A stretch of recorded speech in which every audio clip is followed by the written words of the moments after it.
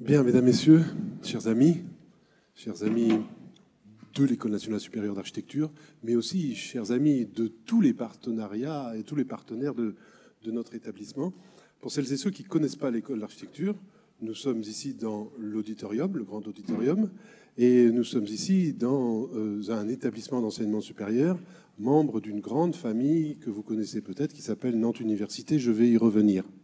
Alors, deux mots pour vous accueillir, pour vous souhaiter la bienvenue ici dans l'école, pour vous souhaiter la bienvenue pour cette conférence inaugurale d'un dispositif qui est né récemment, qui s'appelle une chaire.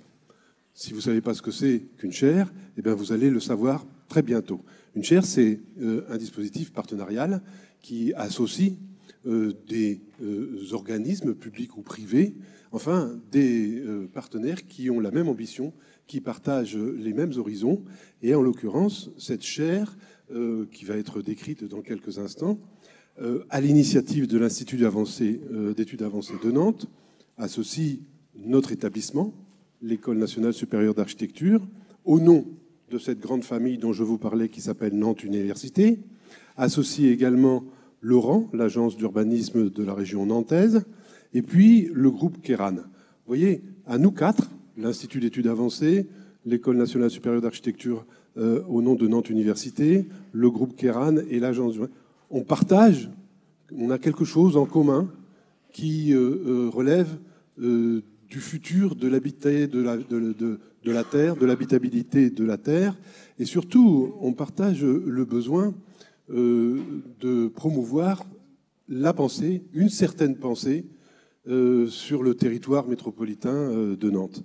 Alors, je vais passer la parole tout de suite à l'un de nos partenaires, puis à l'autre, puis au troisième, et après, le micro reviendra à Laurent Devim, qui va présenter Diego Landivar, qui est le personnage qui inaugure ce cycle de plusieurs années et qui nous vient ici pour travailler avec nous, en fait. Travailler avec nous, partager un certain nombre de sujets, de préoccupations avec l'école d'architecture, avec le groupe Kéran, avec l'agence d'urbanisme et avec l'Institut d'études avancées de Nantes. Pour moi, c'est un grand plaisir parce que c'est une aventure commune qui commence, qu'on va partager avec vous maintenant, surtout à travers les propos de Diego, mais c'est surtout une aventure institutionnelle pour notre écosystème.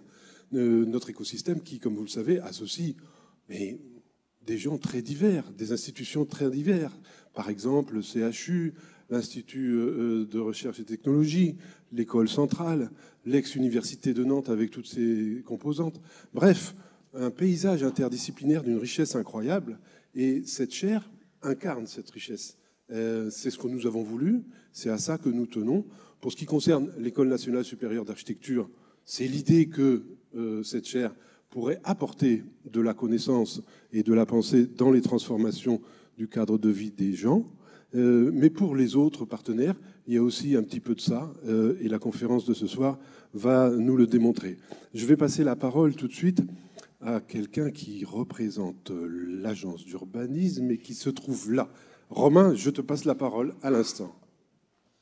Merci, bonsoir à toutes et à tous. Effectivement, je représente l'agence d'urbanisme, donc un des partenaires de la chaire, très heureux de lancer ces activités ce soir, après plusieurs mois de travail avec toute l'équipe réunie autour de l'IEA. Donc effectivement, pour nous, c'était important de participer à cette aventure commune, collective, pour connecter les préoccupations, les réflexions, les doutes, les craintes aussi parfois des territoires, des villes, des territoires plus ruraux face à ces grands défis écologiques, climatiques qui nous bouleversent, en se disant qu'effectivement la recherche, et notamment la recherche hébergée à l'université, à l'école d'architecture, mais aussi à l'IEA, dans cette vision un peu des géographies aussi du monde, avait sans doute à nous inspirer, voire à nous bousculer sur ces actes de bâtir, d'aménager, pour quels besoins, pour quel futur, et finalement comment on peut re-questionner, rediriger, ça sera le thème de la conférence de Diego ce soir, par rapport à ces visions des territoires, sans doute aussi nous mettre en débat, partager des choses où on sera amené à discuter, voire être pas d'accord sur certaines orientations. Ça fait partie aussi de quelque part du défi de cette recherche collaborative et d'accepter ce jeu collectif. Et puis rappeler que c'est un programme sur 3 ans aussi, puisqu'on a évidemment, c'est des temps assez courts hein, de recherche, de travail avec la recherche. Donc on avait cette volonté aussi de partir sur un temps un peu plus long et puis de pouvoir croiser sur 3 ans différentes approches disciplinaires, différents regards géographiques aussi, dans l'idée finalement de chaque année pouvoir capitaliser, grandir aussi nous-mêmes sur ces apports de liens entre la recherche et finalement nous, les praticiens au quotidien de l'aménagement, de l'urbanisme, de l'architecture. Merci Romain. Merci Romain. Je vais passer le micro au troisième des partenaires de cette chaire.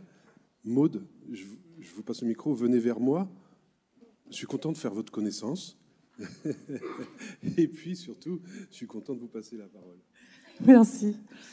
Donc moi, je suis Maude Joalan, je suis responsable des ateliers UP+, donc c'est l'activité urbanisme et paysage au sein de SCE. SCE étant une des sociétés du groupe Kéran. Aujourd'hui, nous, le groupe Kéran, nous sommes ravis d'être avec vous. Nous intervenons à divers niveaux en fait, de l'aménagement des territoires, des villes, de la préservation aussi de l'environnement et cherchons à faire des projets qui soient durables. On est soumis, comme nous tous, à l'évolution du contexte. Aujourd'hui, il est difficile parfois de se projeter. On est confronté à beaucoup d'aléas. Ça nécessite d'avoir une approche sans doute plus agile, également une capacité à s'adapter, à projeter aussi des choses adaptables. Et donc, ce que l'on attend de la chaire, c'est de pouvoir se projeter ensemble avec vous, partenaires, mais également avec les chercheurs, pour arriver à réfléchir sur l'évolution de nos modes de vie, de nos aménagements. Mais également, nous attendons aussi de cette chaire de l'inspiration et également être challengés dans nos approches de conception, de manière à nous aider à faire évoluer aussi peut-être nos logiciels de conception, que l'on soit ingénieur, que l'on soit architecte, urbaniste, paysagiste. Et puis enfin, ce projet de chaire, cette intention de travailler sur habiter au prisme des limites planétaires fait également écho à notre projet d'entreprise, puisque le groupe Kéran est entreprise à mission depuis maintenant 2 ans et ambitionne d'inscrire ses actions et son modèle économique dans les limites planétaires. Eh bien, Mazette. Bon, je vais passer la parole à Pierre-Étienne, qui co-dirige l'Institut d'études avancées de Nantes, et puis qui va parler en tant que, finalement, représentant et dirigeant de la cheville ouvrière de tout ça. Tout se passe un peu à l'IEA, et merci encore. Merci infiniment, Eric. Je voudrais dire bonsoir à toutes et à tous. Je prends la parole au nom de la direction collégiale de l'Institut d'études avancées.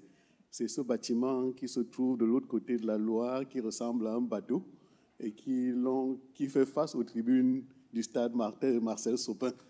C'est dans ce bâtiment que Diego va passer une bonne partie du temps de sa résidence. Et je prends la parole parce que je suis très heureux de réaliser qu'un projet qui commence difficilement, timidement, se construit. Et à la fin, lorsqu'on se retrouve dans cette salle, c'est qu'on est en train de voir le bout du tunnel. Pas le bout d'entrée, mais le bout de sortie. Et je pense qu'on en est très heureux.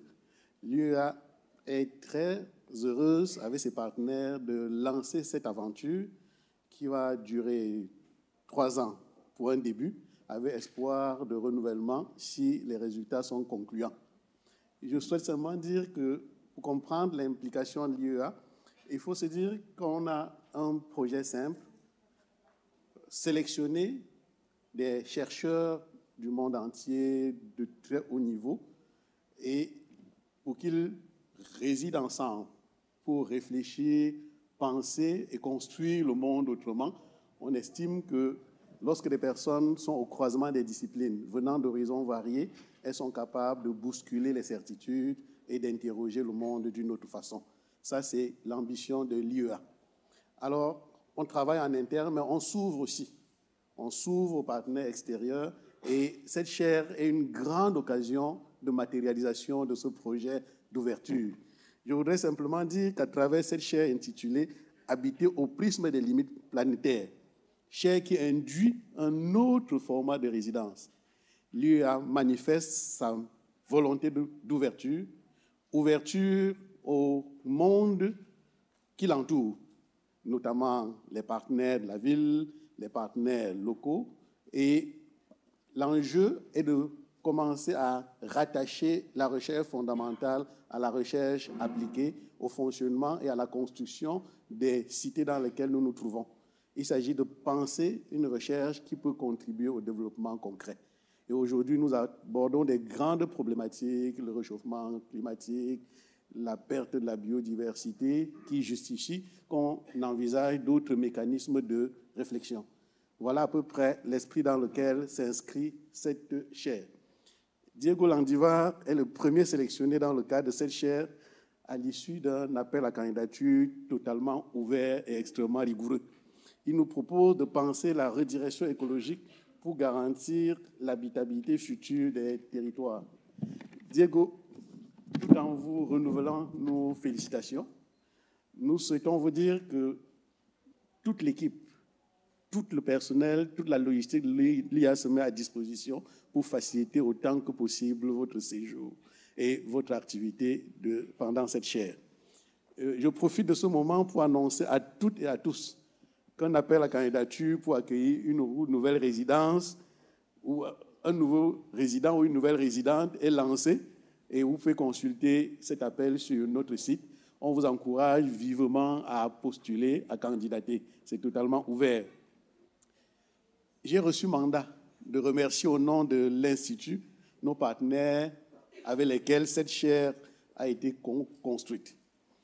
Je pense à l'École nationale supérieure d'architecture, l'Agence d'urbanisme de la région nantaise, le groupe Kéran et Nantes Université. Nos remerciements vont également à l'Agence nationale de recherche qui soutient cette chaire.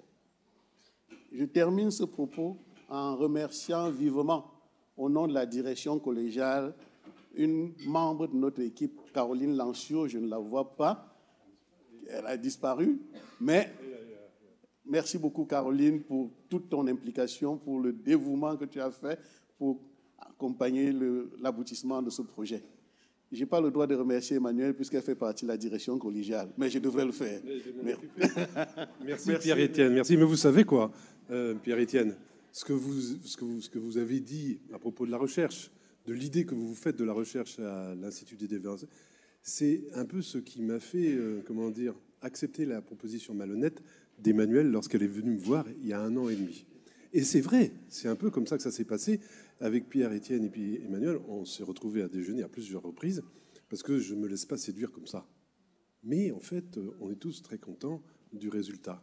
Alors, je voudrais passer maintenant le micro à Laurent Devim, qui va présenter. Il s'est rendu coupable avec les autres de la sélection de Diego. En fait, on est tous très contents. On n'avait pas d'inquiétude, hein, Diego. Hein. Ça allait bien se passer. Il l'a fait, etc. Il est professeur ici à l'École nationale supérieure d'architecture. Et puis, il est aussi à l'initiative, à la conception de cette chaire. Et il a participé avec d'autres compétences scientifiques de l'école et ailleurs. Je vois Maël Tessier qui est là. Je ne sais pas si Bettina est là. Bref, qui ont examiné les candidatures et qui ont porté leur regard bienveillant sur la vôtre, mon cher Diego. Laurent, je te passe la parole. Et puis, après tout, autant que le faire, il faut saluer, et je vous propose d'applaudir ce partenariat. Bravo. Merci Eric. Bon, je ne vais pas être très long parce que vous êtes venu écouter Diego Landivar. Merci pour ces 4 propos, et y compris, je pense qu'on peut retenir ces 2 termes d'ouverture et de rigueur. Je pense que c'est une belle manière de légender ce qu'on essaye de faire dans cette chaire. Alors, il n'est pas complètement sûr que l'intitulé soit un best-seller, mais je pense qu'il contient à la fois de l'énigme, et ça, Diego est là ce soir pour nous raconter ce qu'il y a derrière cette énigme de la collapso-architecture. Peut-être que ce que j'ai envie de retenir tout de suite pour capter notre attention collective, c'est cette question depuis nos situations écologiques critiques, que je pense également être un dénominateur commun d'autres interventions. Petit clin d'œil à avant-hier, où dans ce même amphi, nous discutions avec Sébastien Marot de choses qui ne sont pas très éloignées de ce qu'on va évoquer maintenant et qui sont en fait le grand bain des réflexions nécessaires sur l'anthropocène dans lequel nous vivons, de la manière dont on peut nous orienter dans ce monde, comment on y réatterrit, avec quels moyens, avec quel outillage. Et si je parle d'outillage, c'est aussi pour faire signe vers le travail de Diego. Alors en 2 mots, et puis évidemment derrière, on aura du temps pour discuter, puis pour revenir sur des points, hein, c'est l'idée d'une conférence et puis d'une discussion derrière. J'ai envie de rappeler que Diego est économiste de formation. Et c'est bien aussi de ramener des enjeux d'une discipline comme celle de l'économie dans une école d'architecture. Souvent, on la laisse un peu trop éloignée. Qu'est-ce que c'est qu'une valeur foncière? Qu'est-ce que c'est que le montage d'une opération? Comment on réfléchit ça par rapport à des réflexions d'ordre philosophique sur l'anthropocène? Ça me semble très, très important. Ta thèse, il y a 15 ans, c'était autour des systèmes financiers. Et puis depuis, chercheur en SHS, je dirais, et comme d'autres ici, qui sommes des enseignants-chercheurs dans le champ des sciences humaines et sociales, on aime pouvoir associer les disciplines, la géographie, la sociologie, les sciences politiques, la philosophie, l'anthropologie. C'est une condition que tu peux notamment travailler depuis une école de commerce et de management à Clermont-Ferrand. Et ce sera peut-être intéressant d'y revenir. Donc, chercheur résident à l'IEA, on a bien compris avec Pierre-Étienne quel était ce havre et aussi ce lieu pour pouvoir travailler de manière grande ouverte sur la ville. Et puis je voudrais aussi mentionner, et tu y reviendras peut-être, mais en tout cas que tu diriges cette équipe de recherche qui s'appelle Origins Media Lab. Je vous invite à voir le site internet, à consulter les différentes ressources que vous pourrez trouver en ligne. Et puis pour terminer, je dirais qu'à la fois le défi, c'est d'avoir la capacité de poser des questions probablement d'ordre philosophique, mais à partir de cas concrets. Et il me semble qu'un des points qui nous a beaucoup intéressés dans la candidature de Diego, c'était justement de partir sur des cas et de partir sur des espaces construits qui nous posent des questions, des piscines, des stations de ski, des expériences pédagogiques dans des organisations. Et c'est vrai que le projet pour la chaire, tu le déploies à la fois en ramassant toute une expérience de 15 années de matériaux qui concernent les exoterrestres. Je vais laisser planer un peu de suspense sur ce que sont ces exoterrestres. Et puis surtout derrière, de nous proposer, et c'est ça qui nous intéresse avec les partenaires, de penser les défis de cette redirection écologique dont nous parlons beaucoup, qui sont parfois des attentes, y compris sur le plan politique, mais pour lesquelles nous n'avons pas forcément d'outillage très concret. Donc merci à nouveau Diego, et puis nous t'écoutons. Je laisse le micro et on reprend ensuite la discussion. Merci. Merci beaucoup pour cette présentation. Merci beaucoup pour cette invitation et cet accueil à Nantes. Ça fait à peine quelques jours que j'ai pris mes quartiers, donc je découvre la ville, je découvre justement tous ces acteurs qui m'accompagnent dans cette chaire et qui se sont présentés. Je voulais simplement remercier également l'école d'architecture parce que c'est toujours extrêmement intéressant et extrêmement valorisant de pouvoir confronter ces idées à des acteurs de l'enseignement supérieur, à des étudiants. C'est quelque chose que j'aime beaucoup faire. Et donc, je suis très heureux de pouvoir être là ce soir et vous présenter mes idées. Alors, simplement vous dire, donc je suis moi-même de Bolivie, donc c'est un petit peu loin d'ici. Je suis arrivé en France à mes 18 ans et je voudrais en fait partir de cette expérience un petit peu anthropologique inversée qui moi m'intéresse beaucoup, c'est-à-dire que effectivement, on fait beaucoup d'anthropologie des peuples autochtones, on fait beaucoup d'anthropologie sur ce qu'on appelle les autres ou l'altérité. Et donc, effectivement, moi-même, dans ma famille, en Amazonie bolivienne, on a reçu des anthropologues quand j'étais petit, et donc on a été étudié par des anthropologues. Et donc, quand je suis arrivé en France, j'ai fait mes études ici. J'ai voulu aussi renverser cette perspective et commencer à comprendre c'est quoi ce cosmos que les modernes, que les peuples occidentaux, que les Français, par exemple, ont. Et ça m'a permis justement, à un moment donné, de comprendre que, contrairement à ce qu'on a souvent dit, c'est-à-dire que l'Occident, les modernes, étaient complètement sécularisé, sans Dieu, sans totem, sans rituel, etc. Je me suis rendu compte assez rapidement que c'était un peuple rempli en fait de totems, de croyances, d'entités en fait qui peuplent leur cosmologie. Et un des éléments que je voudrais présenter aujourd'hui, c'est cette chose, c'est ce constat assez simple finalement, c'est que aujourd'hui justement l'Occident, le monde capitaliste, la civilisation moderne est en train de vivre une situation assez critique, très critique, et donc cela nous exige justement de nous poser la question de quelle est notre cosmologie en tant que modernes, en tant qu'occidentaux, en tant que personnes qui vivons dans des sociétés capitalistes et ainsi de suite, pour vraiment prendre au sérieux ce qui nous arrive, et surtout pour dévoiler quelque chose qui me tient à cœur, et ça c'est la première intuition que je vous présente ce soir, c'est que nous, en Occident, et je m'inclus dedans parce que voilà, je suis aujourd'hui partie prenante de ce monde-là, bien évidemment. Nous, on sait très bien développer des projets, on sait innover, on sait construire, on sait produire, on sait créer, on sait faire des chairs, justement. On aime faire des projets dans tout genre. Et c'est un peu un des traits fondamentaux, je pense, de l'anthropologie des Occidentaux, des modernes, c'est de se projeter, de agencer le monde, de penser le monde comme justement un terrain de jeu, notamment, dans lequel on va placer des choses, on va les faire vivre, on va donner de l'existence à des choses. Et ça, je pense que c'est pas forcément un universel que l'on retrouve ailleurs. Mais par contre, ce que nous ne savons très mal faire, c'est amincir des choses, rapetisser des choses, resserrer des choses, déscalariser des choses, désinnover, ramener sur terre, rapetisser des choses, et ainsi de suite. Et donc, mon projet intellectuel depuis quelques années, c'est de m'intéresser à ces acteurs qui, en toute solarité, je le dis vraiment d'entrée de jeu, parce que tout ça est aujourd'hui très créatif, très puissant sur sa capacité à produire des nouvelles options politiques, des nouvelles méthodes de travail, des nouveaux modes d'action et d'intervention sur le monde, et ainsi de suite. C'est justement de pouvoir s'intéresser à tous ces collectifs, ces personnes, ces pratiques qui s'occupent en fait de gérer tout ce que le capitalisme ne sait pas gérer, parce que le capitalisme sait ouvrir des choses, est un rouleau compresseur qui fabrique beaucoup de monde, beaucoup de choses, mais une fois qu'il passe, il passe et il continue de passer, il continue de passer.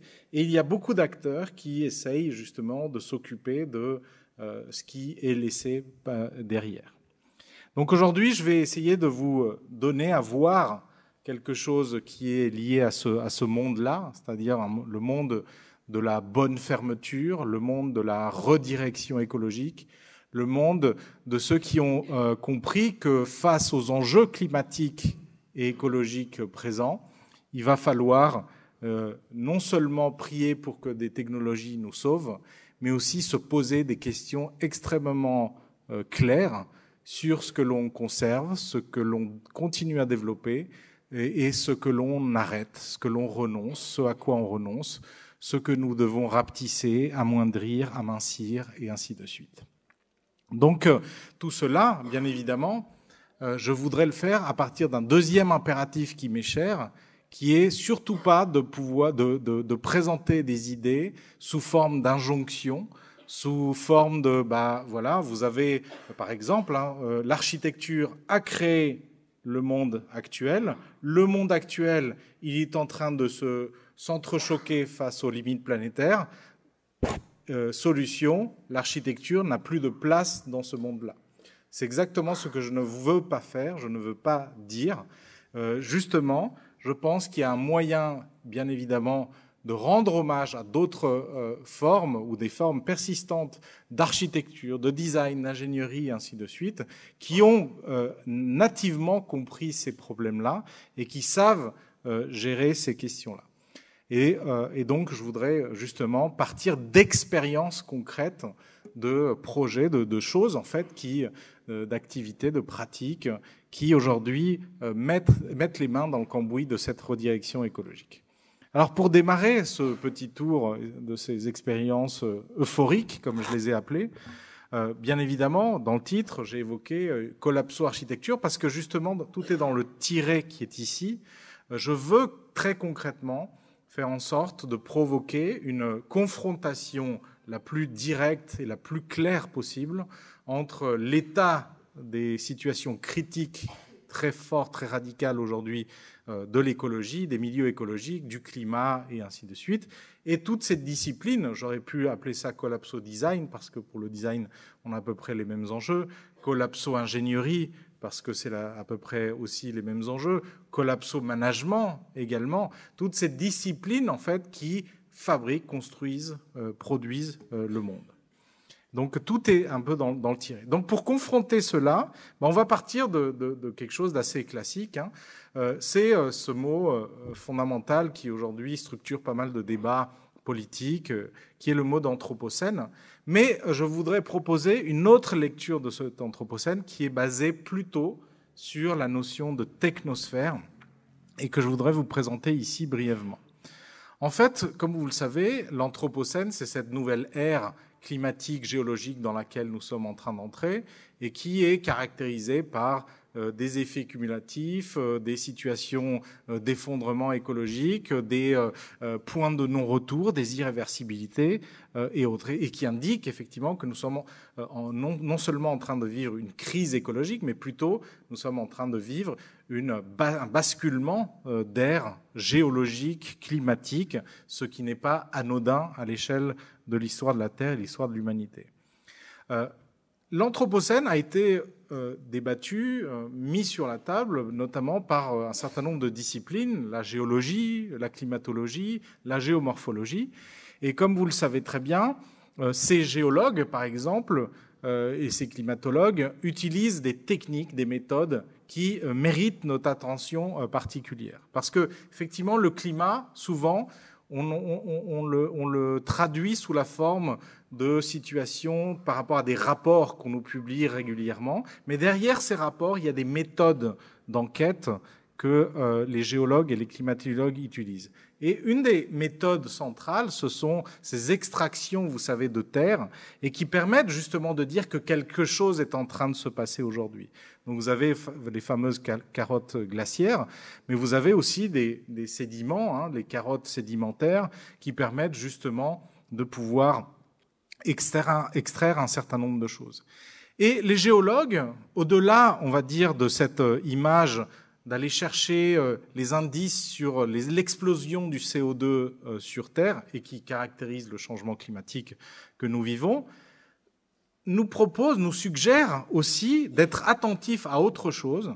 C'est que non seulement nous sommes en train d'émettre beaucoup de CO2, mais aussi nous sommes en train de laisser des traces, ce qu'ils appellent les technofossiles. Nous sommes en train de laisser des traces absolument colossal d'un volume inédit sur Terre et que ces géologues, ils et elles, essayent de documenter grâce à des mesures assez particulières pour justement démontrer que tout ça est stratigraphique, quoi. Et donc, voilà, ils sillonnent la Terre pour essayer de montrer qu'aujourd'hui, la Terre, elle est composée de plastique, de ciment, de détritus en tout genre. Et tout ça, justement, les géologues lui ont donné un nom. C'est la technosphère. Parce que, comme vous le savez, le monde, quand vous le représentez tel un globe, le monde est fait de plusieurs sphères, en quelque sorte. L'atmosphère, la cryosphère, et ainsi de suite. Et aujourd'hui, la modernité, le monde contemporain, le monde industriel, le monde capitaliste, appelez-le comme vous voulez, est un monde justement qui a créé une sphère tellement puissante qu'elle est en train de justement générer beaucoup de problèmes sur les autres sphères, les sphères du vivant, la biosphère, les océans, l'atmosphère et ainsi de suite. Et donc cette technosphère, c'est extrêmement intéressant parce que les géologues la définissent très précisément. Ils disent c'est la somme de toute la matérialité de notre monde, c'est-à-dire tous nos objets, tous nos artefacts, nos infrastructures. Donc c'est plein de choses, c'est nos quartiers, c'est nos urbanismes, c'est nos politiques d'urbanisme, c'est nos modes d'aménagement, ce sont nos immeubles, ce sont nos maisons, et ainsi de suite. Plus, parce que c'est vraiment ça, ils font une équation pour mesurer l'étendue, le volume, la masse de tout cela, plus bien évidemment nos modes de mobilité, nos autoroutes, nos routes, nos paquebots, plus nos usines, nos artefacts, nos robots, nos ordinateurs, nos câbles, nos instruments de télécommunication, plus bien évidemment toutes les infrastructures qui nous aident à construire aussi toutes ces choses-là, et ainsi de suite. Et donc les géologues nous disent, cette technosphère aujourd'hui, elle pèse, elle a un volume, elle a une masse, elle a un nombre, elle a une étendue qui est devenue vertigineuse. Et donc, j'aimerais juste vous confronter simplement à cette idée-là, parce que souvent on dit, oui, voilà, on a des problèmes écologiques, on a des problèmes vis-à-vis de la nature, il faudrait qu'on se reconnecte à la nature et ainsi de suite, ce qui n'est pas faux. Mais surtout, nous avons à adresser une réponse très concrète à cette technosphère. Qu'est-ce que l'on va faire de cette immense technosphère, qui est d'ailleurs totalement paradoxale, parce que cette technosphère, elle nous permet aujourd'hui d'être ici, de pouvoir avoir toutes ces institutions, des entreprises, des métropoles, des agences d'urbanisme, des écoles d'architecture, des quartiers, et ainsi de suite. C'est grâce à ça qu'on a des hôpitaux, c'est grâce à ça qu'on peut aller voir le monde, et ainsi de suite. Et en même temps, cette technosphère, elle est en train d'annihiler, de réduire la capacité de notre monde à être vivable, à être habitable, et ainsi de suite. Donc, moi, je m'intéresse plutôt à cette version de l'Anthropocène, à la version qui consiste à dire, soyons cette expérience quasi philosophique, quasi anthropologique de une seconde, regarder en face toute cette matérialité que nous avons construite. Alors, bien évidemment, pour aller vite, j'utilise souvent cette image parce qu'elle est parlante, notamment pour mes étudiants, pour justement évoquer cette fameuse notion qui est au centre de la chaire, qui est la notion de limite planétaire. Alors effectivement, ici, les limites planétaires, on va les représenter par la Terre. Donc c'est une sphère. On sait aujourd'hui que la Terre est à peu près unique, pour l'instant. Elle a des limites, c'est-à-dire qu'elle a effectivement un certain nombre d'équilibres qui permettent de pouvoir continuer à assurer nos conditions d'habitabilité, de persistance, et ainsi de suite. Et nous avons une sorte de deuxième monde qu'on a construit sur le monde, qui est cette technosphère, et qui est beaucoup trop grande, en fait, métaphoriquement. Là, il n'y a rien de scientifique, c'est une métaphore que j'utilise ici, qui est trop grande par rapport à ces limites planétaires. Et nous avons, depuis quelques années, bâti une narration, un discours qui consiste à dire il va falloir que toute cette technosphère, on la fasse transitionner. Et justement, souvent, dans la transition, il y a un implicite très puissant qui est de dire on va trouver la clé optimale, la solution qui nous permet malgré tout de garder à peu près notre monde tel qu'il est, notre technosphère chérie finalement, à peu près de la même manière, simplement que cette technosphère, elle va devenir très légère, presque transparente. C'est ça la grande promesse de la transition. Et effectivement, ça serait l'idéal. Ça serait l'idéal parce que quand vous posez la question aux pilotes d'avion, mais imaginez si on arrête l'aviation, les pilotes d'avion vont dire non mais c'est pas possible. L'avion, c'est ce qui permet de connecter les cultures, c'est ce qui a permis aux étudiants de voyager, de faire de l'Erasmus. C'est sacré l'avion. Si vous demandez à des directeurs de musées, ils vont dire mais la culture c'est absolument essentiel. Donc on ne va pas renoncer au musée. Si vous allez poser la question à un directeur d'hôpital, il va vous dire la même chose, et ainsi de suite. Donc personne a envie, en fait, de renoncer à un certain nombre de choses.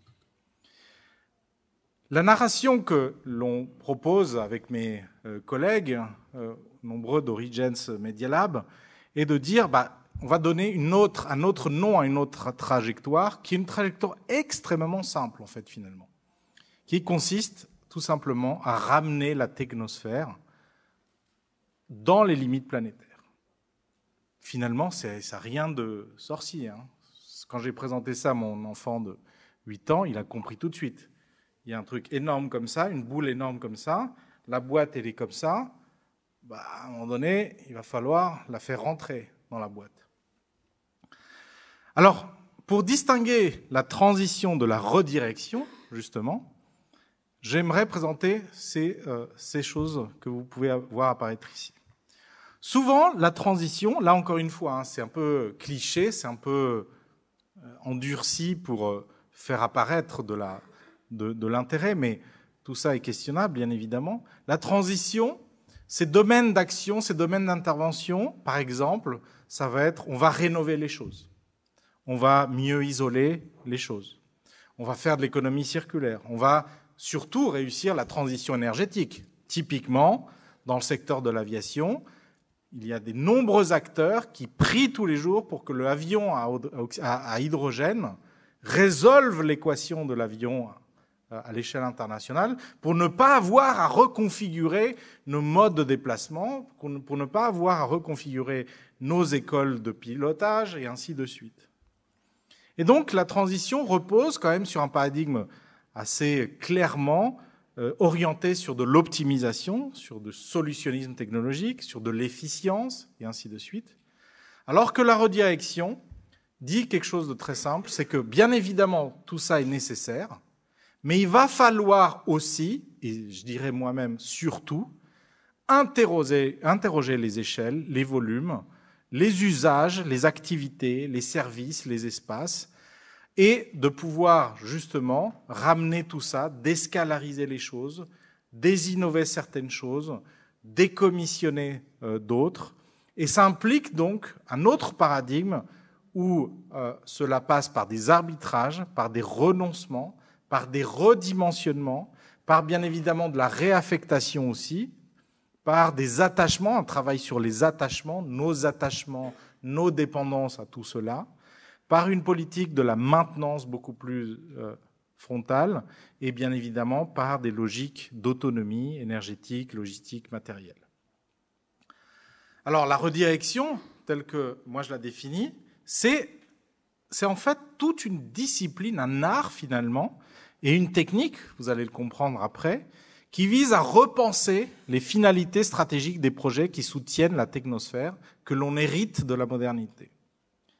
Donc c'est vraiment une question qui interroge les finalités. Parce que la transition, clairement, fait le pari, plutôt de dire c'est un problème de moyens, quoi. C'est surtout, on a un problème de moyens. D'où l'importance, vous savez, d'essayer de faire en sorte que, par exemple, on puisse switcher, on puisse faire le shift entre des énergies sales et des énergies propres. Ça nous permet de garder, grosso modo, nos finalités en tant que société, en tant que développement économique, etc. Mais la redirection, c'est pas simplement un travail sur les finalités, c'est aussi repenser les méthodes et les modes d'action permettant de réinscrire la technosphère, donc, dans les limites planétaires et les conditions d'existence, de subsistance et d'habitabilité des collectifs humains et non humains. Donc c'est aussi se dire quelque chose qui est parfois vertigineux, c'est que peut-être nos disciplines d'intervention sur le monde, l'architecture, l'ingénierie, le management, le design, et ainsi de suite, il va falloir justement les tordre à un moment donné pour les repenser à l'aune de cet enjeu central de redirection. Alors, ce que je propose, et c'est ce que je vais également proposer tout le long de cette chaire, c'est d'inventer une nouvelle grammaire, en fait. Mais là encore une fois, ce n'est plus le temps de proposer une énième une ribambelle de nouveaux concepts, si vous voulez, qui n'est pas de substance. Parce qu'on a beaucoup, tous les 3 mois, il y a un nouveau terme, hein, résilience, voilà, on en a eu plein ces dernières années. Là, aujourd'hui, c'est de dire, on a peut-être besoin de termes qui signifient des choses liées aux pratiques des acteurs. Et donc, la grammaire de la redirection, c'est 2 corpus que je propose. C'est un corpus, justement, qui met les pieds dans le plat en disant il va falloir faire amincir des choses, déscalariser. Déscalariser, c'est ramener des échelles. C'est tout un art extrêmement compliqué. C'est pas simplement je décide de faire moins. Déscalariser, c'est casser des échelles de choses qui sont devenues beaucoup trop exponentiellement proliférantes. C'est diminuer des choses, c'est rétrécir d'autres, c'est renoncer à des choses, c'est fermer, bien fermer des choses, c'est désinvestir, c'est désinnover, désincuber même, c'est décommissionner, comme c'est le cas aujourd'hui dans les infrastructures, c'est déaccessionner, qui est un terme qui existe aujourd'hui, qui est une pratique qui existe aujourd'hui dans les musées, ne plus conserver toutes les œuvres du monde, c'est ça déaccessionner. C'est effacer un certain nombre de choses, c'est dépatrimonialiser d'autres, c'est resserrer un certain nombre de choses et arbitrer. Ça, c'est le premier corpus qui dit clairement, il va falloir qu'on fasse des choses un peu compliquées. Et le deuxième corpus, qui est plus créatif, qui est nécessairement plus créatif, est celui de dire, tout ça, on va le réaffecter, on va réencastrer. On va terrestrialiser, pour pas utiliser le même mot que territorialiser, parce qu'on peut, lorsqu'un entrepôt d'Amazon est ouvert dans la Drôme, l'argument c'est on va territorialiser l'entrepôt d'Amazon. Donc là, c'est autre chose que terrestrialiser, c'est-à-dire réencastrer dans les conditions et les limites écologiques d'un endroit, d'une géographie, ainsi de suite. C'est redesigner, réinscrire, annexer, attacher, rattacher. Tout cela, je vais donner quelques exemples. Alors, je vais donner 2 exemples pour les incarner très concrètement. Nous, cela fait effectivement plusieurs années. Origens a été créé en 2011. Nous avons commencé à travailler au milieu des années 2010 sur plusieurs chantiers, justement, liés à des expérimentations, à des territoires, des acteurs, des organisations, des collectifs qui ont décidé de faire ça, c'est-à-dire de vraiment se confronter à cette complexité de la redirection. Et je vais présenter 2 chantiers qui sont parlants, je pense, j'espère en tout cas, pour justement pouvoir ensuite en débattre. Le premier exemple, c'est le travail que nous avons fait auprès de la ville de Grenoble sur la redirection des infrastructures sportives. Et là, je vais donner un exemple très concret sur les piscines municipales. Et le deuxième exemple, c'est un travail que nous avons conduit avec la Cité des Sciences, Univers Sciences, Palais de la Découverte, et la Friche de la Belle de Mai, le musée de Grenoble, d'autres entités, qui est toujours en cours et qui est un travail sur l'atterrissage, les musées. Alors pourquoi ces 2 chantiers-là ? Parce que justement, c'est là où on voit apparaître toute la conflictualité entre des choses belles qu'on ne veut pas, sur lesquelles on n'a pas trop envie d'arbitrer des choses, et en même temps les limites planétaires, c'est-à-dire un impératif de devoir justement faire quelque chose. Donc c'est des sujets qui exigent vraiment de se coltiner le réel d'une certaine manière. On a travaillé pour le passé sur d'autres chantiers. On a travaillé justement sur des lignes aériennes, sur des aéroports. Des étudiants de notre master ont travaillé sur des aéroports, sur des stations de ski également. Vous savez, les stations de ski qui sont confrontées à l'évanouissement de leur actif, de la neige, des musées, des zones commerciales et autres. Mais je vais commencer par les piscines. Quand on a commencé à s'intéresser aux piscines municipales, c'était extrêmement intéressant parce que là, on voit bien apparaître la différence entre la transition et la redirection. Quand on s'est intéressé aux piscines municipales, l'impératif numéro 1 était que la ville de Grenoble, lorsqu'elle a mesuré les impacts écologiques de ces équipements, voyait que les piscines étaient les premiers équipements les plus énergivores, qui consomment le plus de fluide, d'eau, de chauffage, et ainsi de suite. Et donc, c'est une entité sur laquelle il va falloir donner des réponses. Et donc, on est allé enquêter sur ces fameuses piscines municipales, et on a commencé par les vieilles piscines municipales qui étaient accusées d'être totalement incompatibles avec le régime climatique actuel, trop consommatrices d'énergie, pas bien isolées, et avec un coût de maintenance très compliqué, et ainsi de suite. Mais nous sommes également allés voir les piscines neuves, les piscines qui sont, sur le papier, plus sobres, moins énergivores, mieux isolées, et ainsi de suite. Et un des premiers calculs que nous avons fait, c'est simplement de voir les bilans, les factures énergétiques d'eau de ces piscines. Et on s'est rendu compte que lorsqu'il y avait une rénovation, voire même une totale reconfiguration de piscines, souvent les mairies, souvent les territoires décidaient de passer par exemple d'une piscine tournesol, comme vous voyez ici à droite, qui sont ces petites piscines en plastique qui ont proliféré en France après le grand plan piscine qu'il y a eu au milieu du siècle dernier, et qui a permis à la France de devenir le second pays avec le plus de piscines au monde. Et donc ces piscines tournesol, elles ont été remplacées par ce type de piscine qui, en fait, avaient des meilleures turbines, des meilleurs systèmes de recyclage, des meilleurs systèmes d'isolation, et ainsi de suite, mais dont la facture globale en volume indiquait que ces piscines-là consommaient plus d'eau, plus d'énergie, plus de chauffage, et ainsi de suite. Alors que s'est-il passé, justement, entre les deux ? Tout simplement, la réponse, elle est très simple.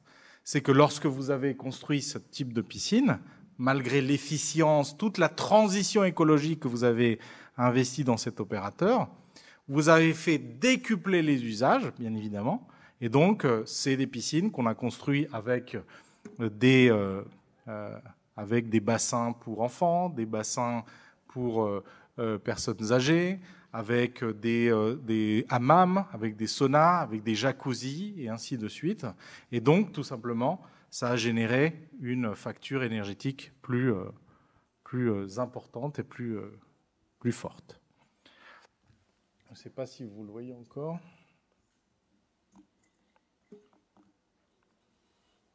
Voilà.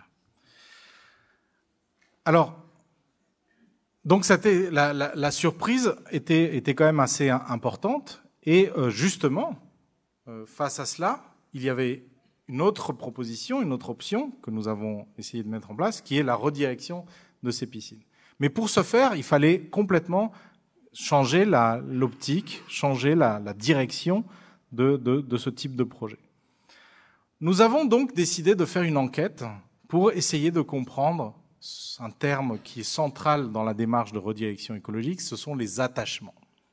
C'est-à-dire pour essayer de savoir quels sont les attachements, quelles sont les dépendances, qu'est-ce qui fait que les acteurs tiennent à tel ou tel équipement et qui complique justement de pouvoir faire des arbitrages, faire des renoncements, faire des choses qui agissent beaucoup plus sur les volumes, par exemple.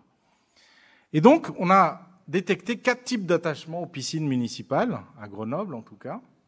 D'abord, il y a l'attachement sacré, c'est-à-dire c'est un attachement à la fois très intensif. Les acteurs vous disent « Non, mais là, les piscines municipales, s'il y a quelque chose auquel on ne peut pas toucher, c'est le savoir nager. » Et donc cet attachement, il est fort intensivement, mais en plus, il est très partagé. Tout le monde vous dit la même chose.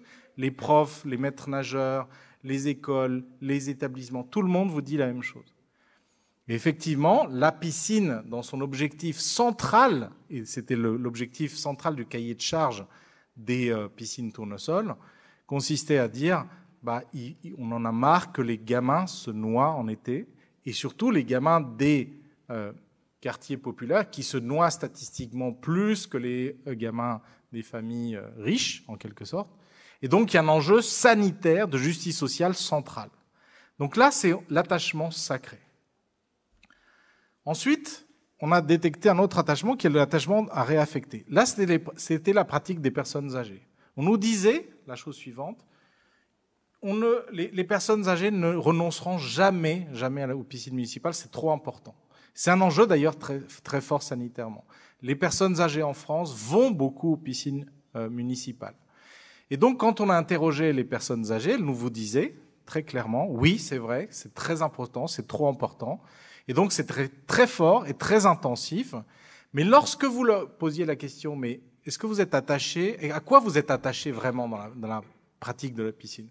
Vous disiez, moi, grâce à la piscine, je fais du sport doux parce que je peux pas aller courir et mon médecin me dit, achète-toi des chaussures de running, mais ça me fait mal, j'ai mal aux genoux, j'ai mal au dos, et ainsi de suite. Donc c'est un sport doux, c'est un sport qui permet la sociabilité, la socialisation, c'est un sport qui est pas cher, et ainsi de suite. Donc que des attributs qui n'avaient rien à voir avec l'infrastructure, en quelque sorte, ou en tout cas indirectement à l'infrastructure. L'infrastructure pouvait le faire. Et effectivement, quand vous regardez, c'est ce qu'on a fait, d'autres pratiques sportives pour les personnes âgées un peu ailleurs dans le monde, vous vous rendez compte que les personnes âgées ailleurs dans le monde n'utilisent pas forcément tout le temps que les piscines. Il y a de la gymnastique, il y a des randonnées urbaines, il y a du tai chi en Asie, enfin bref, les pratiques sont plus diversifiées.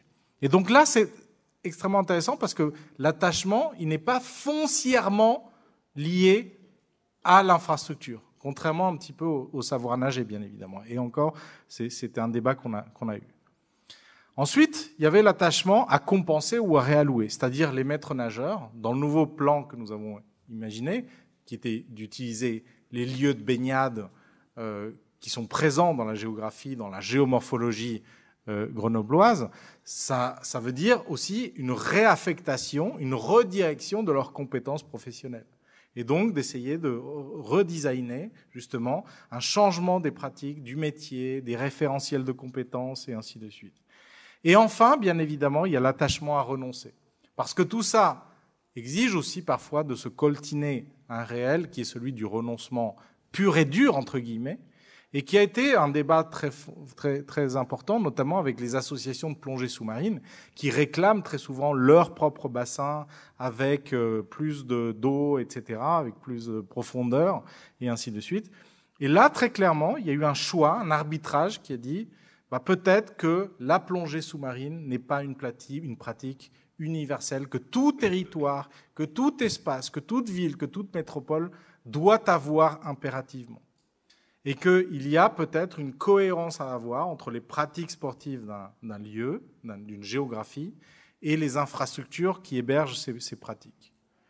Donc ça veut dire justement, là aussi, de penser une stratégie, une politique publique qui fait passer ce message-là, qui le fait comprendre, donc tout un enjeu de communication de la redirection écologique qui est important à faire. Mais dans tout cela, vous voyez que la redirection se traduit par des renoncements, par des arbitrages, par des rapetissements, des redimensionnements. Ça, c'est la première des choses, parce que la facilité, c'est de garder tout en l'état actuel.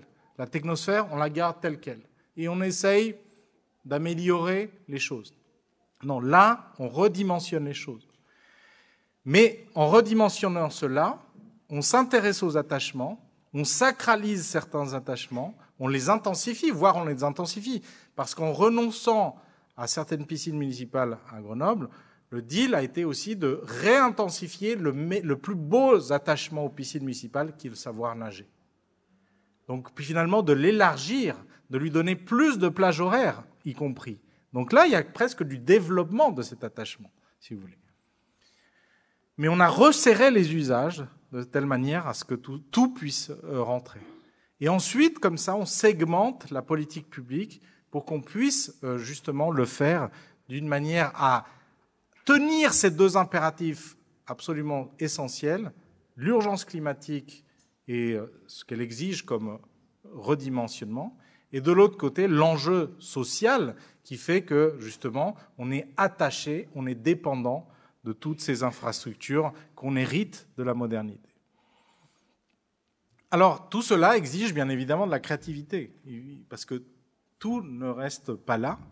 Et je vais vous donner quelques exemples de ce que l'on a créé, fabriqué, designé pour penser justement très concrètement la redirection écologique dans les pratiques de travail notamment. Alors, on s'est beaucoup intéressé notamment à un objet central de la politique publique qui est utilisé beaucoup par les régions, par les collectivités territoriales, les mairies, etc., c'est le fameux plan pluriannuel d'investissement. Le plan pluriannuel d'investissement, c'est un document, c'est une trame qui vous permet de projeter tout ce qu'une mairie, une métropole va faire. Et souvent, donc, derrière ça, c'est des investissements, c'est quelque chose qui se voit souvent. C'est des nouveaux projets ou des projets de requalification, à la limite. C'est des projets essentiellement d'investissement, comme son nom l'indique. Et une mairie ou une métropole va utiliser ça comme son architecture, comme son épine dorsale de son action, en fait. Et d'ailleurs même, c'est à partir de ce plan pluriannuel qu'elle va dire « Regardez ce que j'ai fait politiquement. J'ai été dans le concret, j'ai réalisé des choses, j'ai tenu mes promesses, et ainsi de suite. » Et nous, on a proposé que les mairies, les collectivités territoriales, par exemple, puissent aussi, et les organisations également, puissent avoir des plans pluriannuels de désinvestissement. C'est-à-dire qu'elles aient des outils de mesure, de planification, d'évaluation de toutes ces actions de redirection. C'est-à-dire, et qui mesuraient, en fait, la renaturation, le désinvestissement fossile, c'est-à-dire la capacité d'une organisation à se retirer des dépendances fossiles, de comptabiliser la diminution de l'artificialisation des sols, les actions de dépollution, par exemple, et que tout ça puisse, paradoxalement, par rapport au nom de désinvestissement, indiquer en fait une bonne conduite des organisations publiques, des projets, et ainsi de suite. Un autre exemple que je voudrais donner, c'est justement avec les piscines. C'est qu'une fois que vous avez renoncé à un certain nombre de choses, il faut aussi répondre architecturalement aux choses. C'est ce que je disais tout à l'heure. C'est que plutôt la facilité, c'est de dire, voilà, architecte, tous responsables. Vous êtes responsable de tout ça, et ainsi de suite. Non, il faut redonner un sens nouveau, peut-être, à ces disciplines.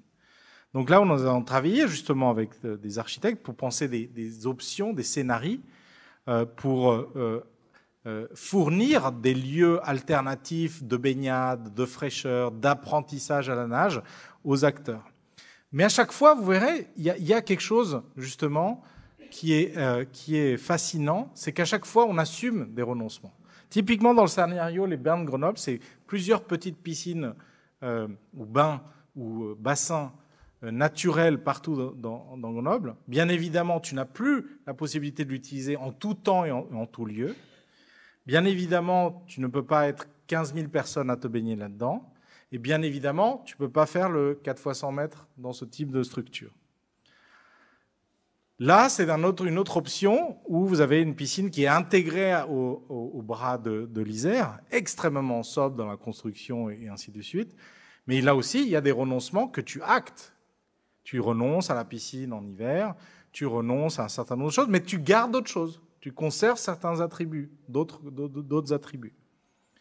Et enfin, une autre piscine pour laquelle nous nous sommes inspirés d'un cas au Canada, où c'est une piscine qui a été intégralement designée par rapport aux limites planétaires du lieu. C'est-à-dire, tout ce qui est dans cette piscine est construit, fabriqué, utilise bien évidemment les matériaux locaux. Et pour une piscine, c'est très très très chaud à respecter comme contrainte, parce que ça a voulu dire dans cet exemple-là de redesigner, recréer des systèmes de canalisation avec de la céramique, avec de la terre, avec plein de choses, y compris jusqu'à ce niveau-là, vous voyez, d'architecture, de conception et ainsi de suite.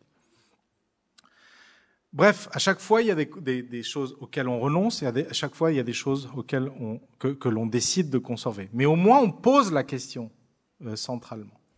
Un autre exemple que je donne souvent, c'est ce qui s'est passé au Parque Explora, qui est un musée de sciences en Colombie, à Medellín, où il y a un cas très particulier. J'ai utilisé ces exemples parce que comme c'est une école d'architecture, je pense que c'est quelque chose qui peut vous parler.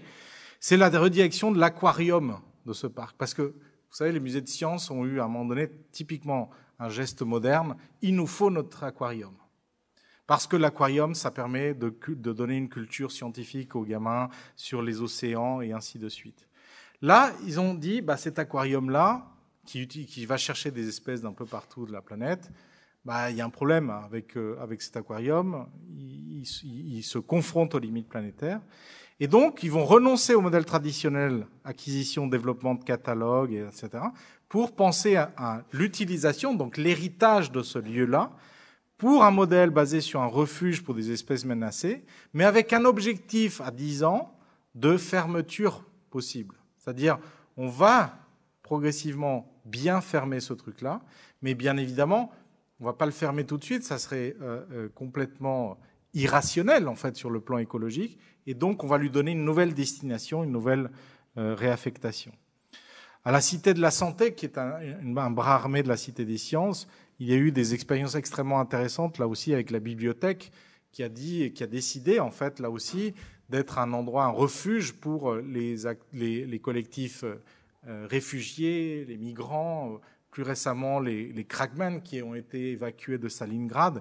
Et là, plutôt que de dire non, nous sommes un musée de sciences, tout ça n'est pas notre affaire, ils ont dit ça c'est une manière de se confronter à l'Anthropocène, aux manifestations de l'Anthropocène, et on va l'intégrer en redirigeant nos compétences internes, c'est-à-dire les compétences de médiation culturelle et de médiation scientifique au service de ces crises d'habitabilité.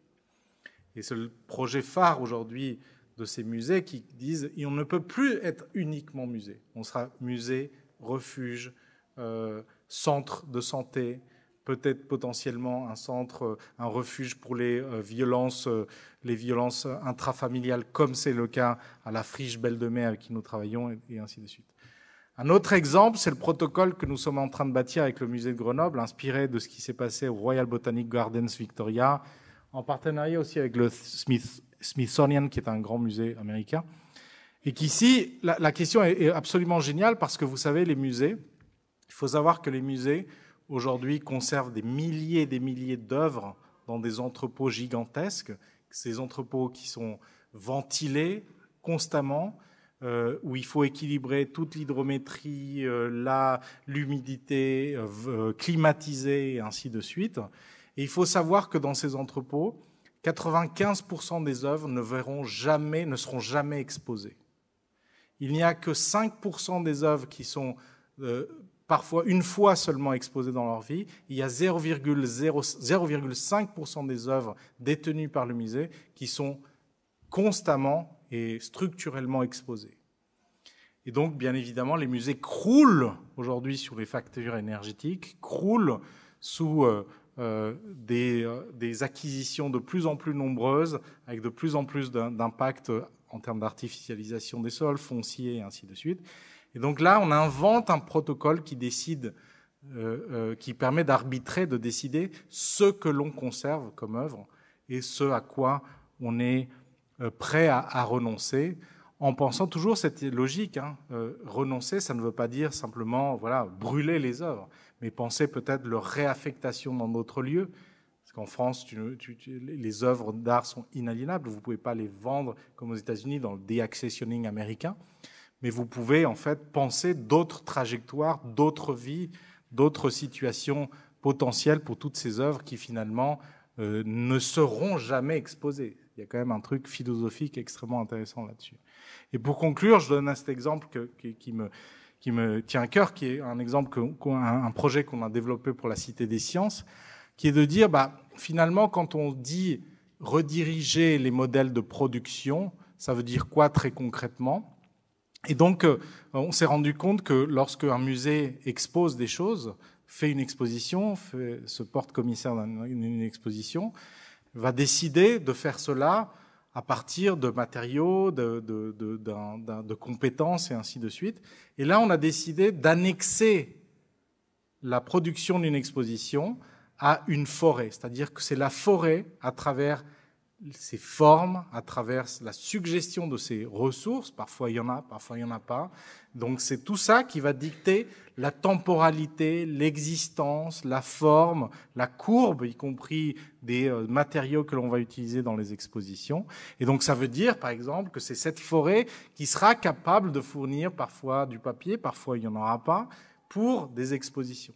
Et donc là, c'est ce renversement qui est assez intéressant parce que c'est finalement les cycles du terrestre. C'est un projet qu'on a bâti avec Nicolas Roche, que je vous invite à découvrir, qui est un designer spécialisé sur ces questions-là.